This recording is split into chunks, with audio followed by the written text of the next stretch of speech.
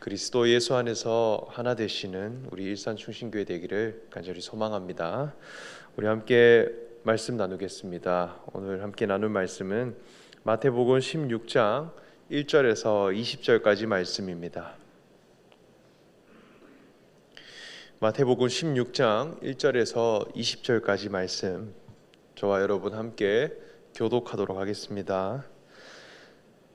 바리새인들과 사두개인들이 와서 예수를 시험하여 하늘로부터 오는 표적 보이기를 청하니, 예수께서 대답하여 이르시되 너희가 저녁에 하늘이 붉으면 날이 좋겠다 하고 아침에 하늘이 붉고 흐리면 오늘은 날이 굳겠다 하다니, 너희가 날씨는 분별할 줄 알면서 시대의 표적은 분별할 수 없느냐?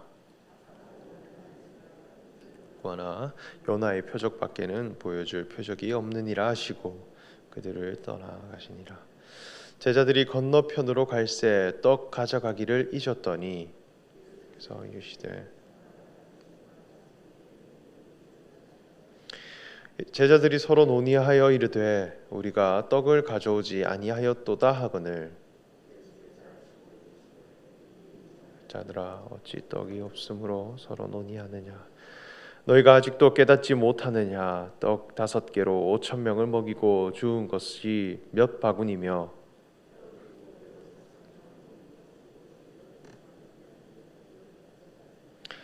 어찌 내 말한 것이 떡에 관함이 아닌 줄을 깨닫지 못하느냐? 오직 바리새인들과 사두개인들의 누룩을 주의하라 하시니, 사두개인들의 교훈을 삼가라고 말씀하신 줄을 깨달으니라. 예수께서 빌립보 가이사랴 지방에 이르러 제자들에게 물어 이르되 사람들이 인자를 누구라 하느냐?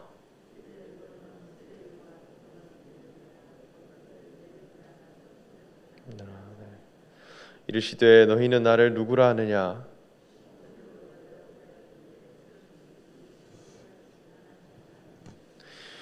예수께서 대답하여 이르시되 바요나 시모나, 내가 복이 있도다. 이를 내게 알게 하니는 혈육이 아니요 하늘에 계신 내 아버지시니라.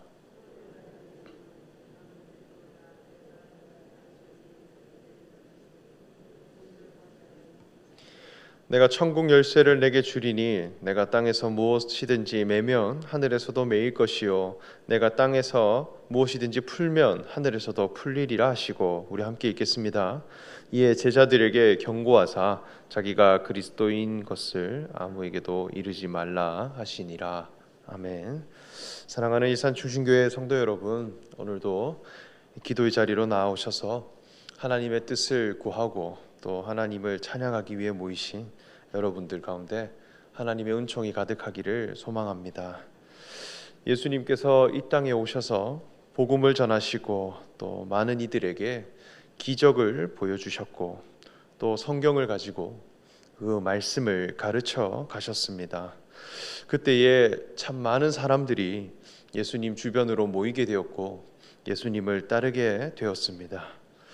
처음에는 세리나 창녀같이 죄인들과 사회적인 약자들이 예수님에게 모였다면, 나중에는 유대인 지도자와 같은 사회적인 역량을 갖춘 사람들까지 예수님을 따르겠다 이렇게 다짐하며 예수님께 나아왔습니다.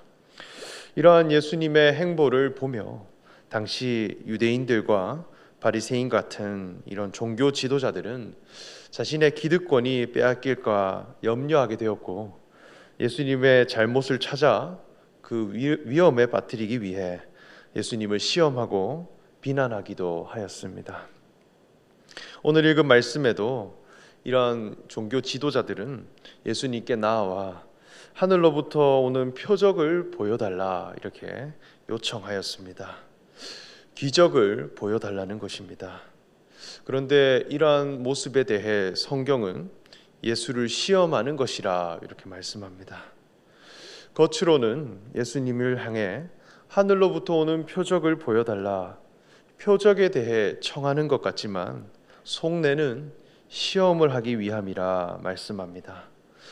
당신이 하나님으로부터 온 사람이고 그리고 그리스도라고 한다면 그 기적을 보여서 증거를 보여보라는 것입니다.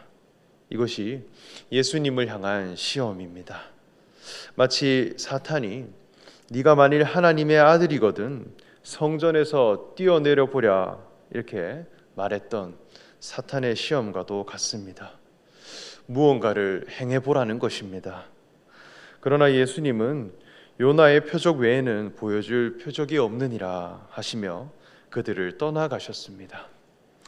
왜 예수님은 이들에게 기적을 보여주시지 않으셨을까요? 그것은 하나님께로부터 왔다라고 하는 그 신앙의 기준이 서로 다르기 때문입니다. 예수님은 눈에 보이는 기적을 보여주시고 신비로운 능력 자체를 보여주시기 위해 이 땅에 오신 분이 아닙니다. 무엇이 신앙의 기준인가? 하나님의 의가 무엇인가?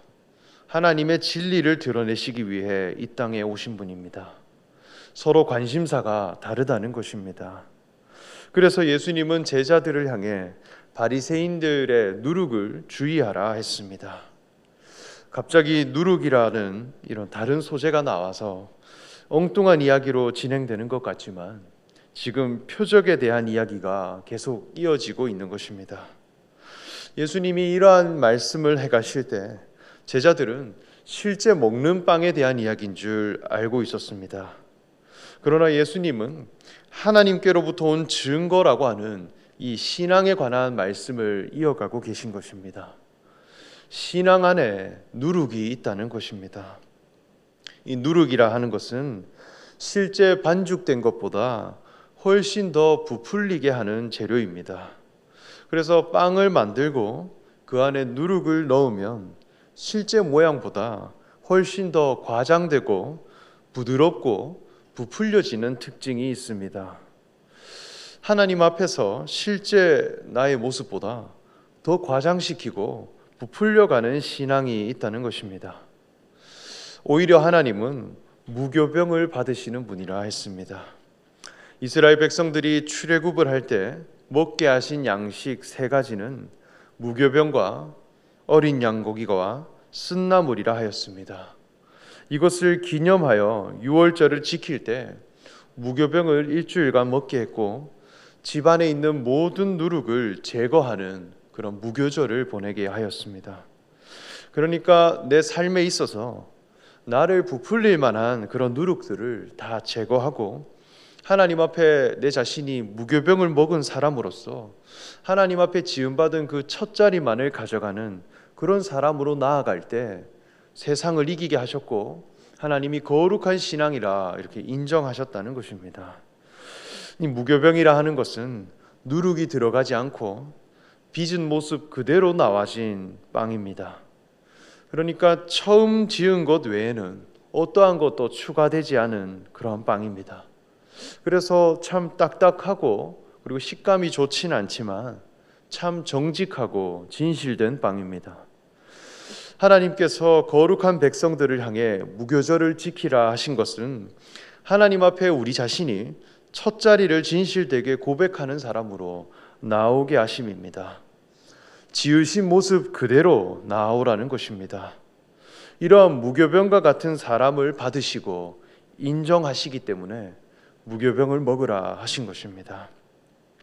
바리새인들과 사두개인들은 하나님의 율법을 행하고 그리고 어떤 종교적인 열심을 통해 자기 자신을 과시하고 존경받고 또 하나님의 계명을 몸으로 지켜 실천함으로 사람들에게 탁월하고 위대한 존재로 인정받는 그러한 사람들이었습니다. 그래서 신앙의 관심이 어디에 있냐 할 때 위대함에 있더라는 것입니다. 이것이 하나님 앞에 부풀려진 신앙의 모습입니다. 우리의 첫 자리라고 하는 것은 오직 십자가와 그리스도입니다.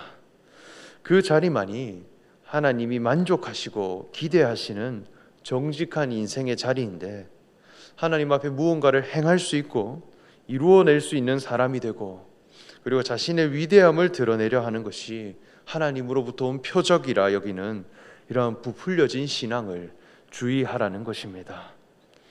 하나님처럼 되기 원했던 아담과 하와가 선악과를 먹음으로 자신을 부끄럽게 여겼고 결국 위대함을 추구하는 후손들이 나오게 되었고 예수님께 나타나 네가 만일 하나님의 아들이거든 이 성전에서 뛰어내려 보라 하였던 사탄의 유혹처럼 하나님께로부터 온 사람이라 한다면 그 증거가 위대함에 있지 않느냐.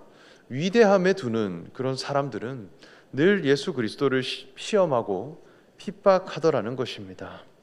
이것은 우리 모두의 시험입니다.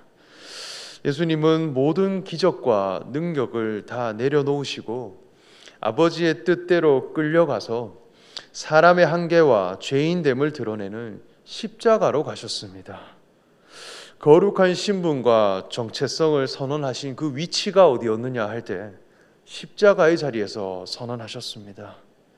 그저 하나님 앞에 정직한 인생의 자리로 나아가셨는데 하나님이 그를 자녀 삼으셨고 그리스도로 다시 살게 하시더라. 이것이 진정한 표적이고 진정한 증거입니다. 그래서 예수님은 요나의 표적 외에는 보여줄 것이 없다 하였습니다. 이 요나는 하나님의 뜻을 저버리고 자신의 뜻으로 살고자 하나님을 떠났다가 물고기 뱃속에서 사흘을 갇힌 후에 회심하여 하나님의 뜻을 니느웨에 전하러 간 그런 선지자였습니다. 그러니까 인생의 목적이 변화된 선지자입니다.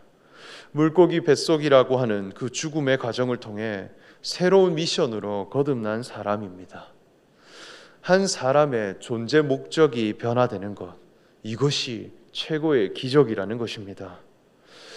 우리의 기적은 무엇입니까? 바리새인들의 누룩을 주의하고 오직 십자가에 매달리신 예수님께서 하나님 아들 되신다라고 하는 이 복음을 믿음으로 거듭난 신앙, 이것을 하늘의 증거 삼을 수 있는 성도님들 되시기를 간절히 소망합니다. 다음으로 예수님은 빌립보 가이사랴 지방으로 가셔서 제자들을 향해 물으셨습니다. 사람들이 인자를 향해 무엇이라 하느냐? 이르되 더러는 세례 요한, 더러는 엘리야, 어떤 이는 예레미야나 선지자 중에 하나라 하나이다. 이르시되 너희는 나를 누구라 하느냐?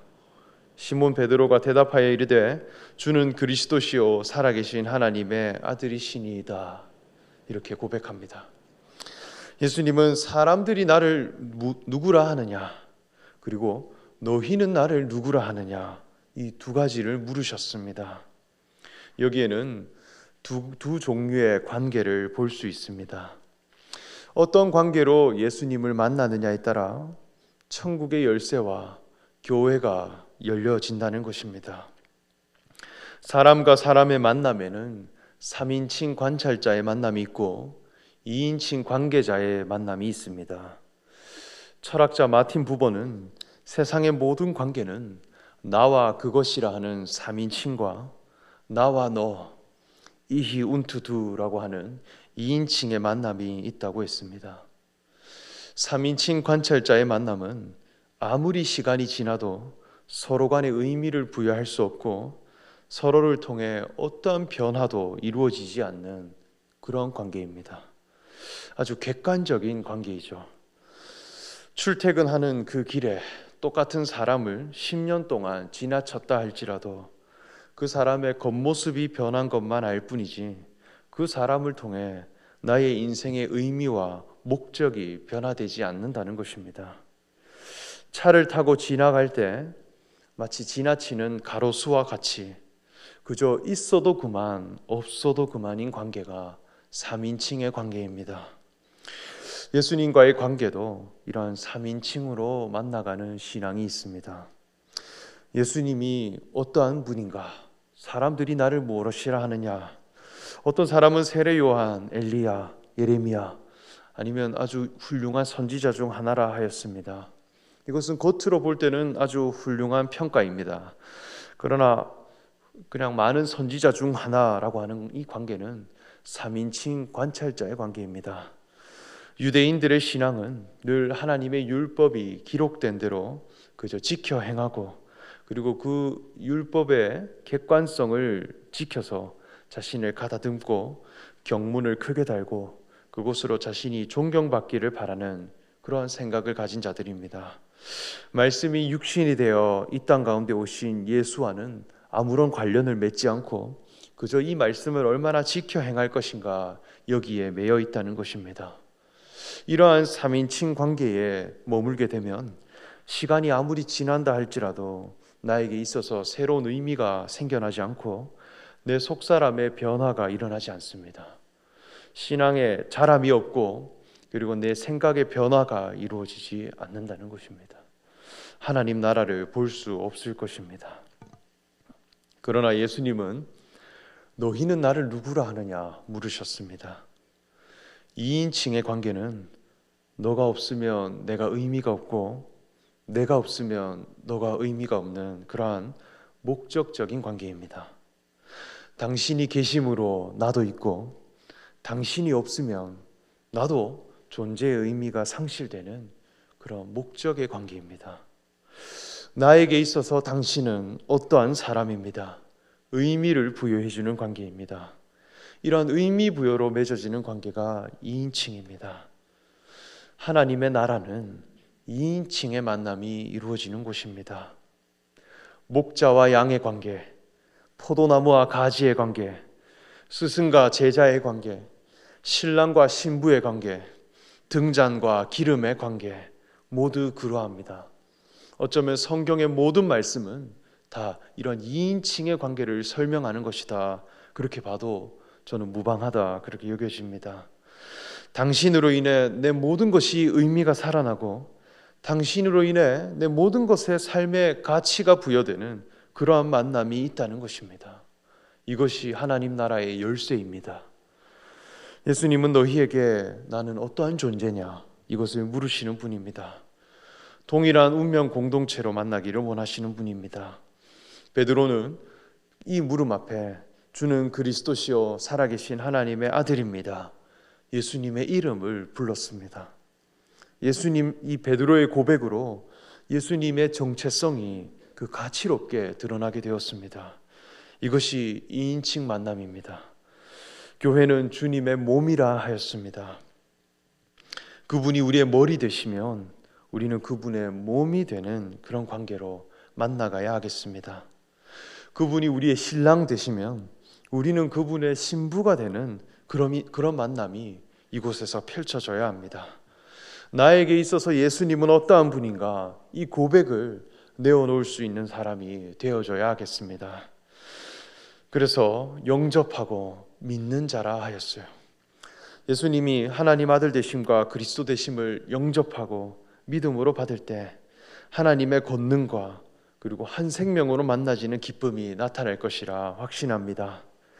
예수님은 오늘도 너희는 나를 누구라 하느냐 이것을 물으십니다. 신앙은 정보가 아닌 고백입니다. 나에게 있어서 예수님은 어떠하신 분인가? 많은 사람들이 예수님의 기적 자체를 보기 위해 나왔지만 베드로는 주는 그리스도시요 살아계신 하나님의 아들입니다. 의미를 부여했습니다. 예수님은 그러한 자와 하나님 나라를 함께 이루어가기를 원하시는 분입니다. 주님과의 2인칭 관계가 오늘도 새롭게 맺어지는 저와 여러분 되시기를 간절히 소망합니다. 우리 함께 기도하겠습니다. 하나님 감사합니다. 십자가에서 하나님 아들 되심을 드러내신 예수님만이 하늘의 참 증거 되심을 우리가 믿음으로 받게 하셔서 주는 그리스도시요 살아계신 하나님의 아들이시니다 나의 고백으로 내어드림 그것을 드려갈 수 있는 자가 되게 하여 주시옵소서. 그리하여 주님과의 관계가 3인칭이 아닌 2인칭으로 목자와 양의 관계로 당신이 있음으로 내 모든 것의 의미가 살아나는 그런 관계로 회복되어 하나님 나라의 기쁨을 경험하게 하여 주시옵소서. 감사드리며 예수님의 이름으로 기도합니다. 아멘.